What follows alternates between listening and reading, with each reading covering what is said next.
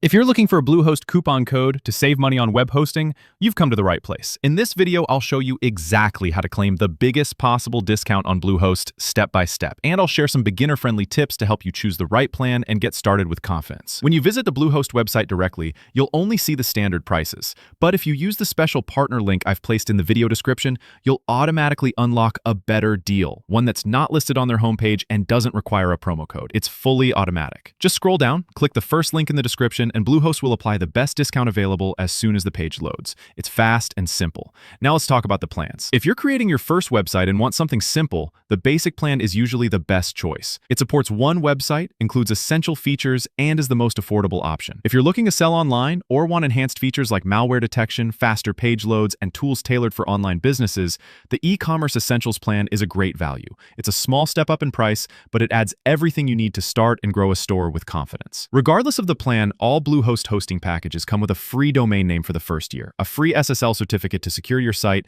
and a one-click WordPress installation so you can launch quickly, even if it's your first time. Another big advantage is their 24/7 customer support.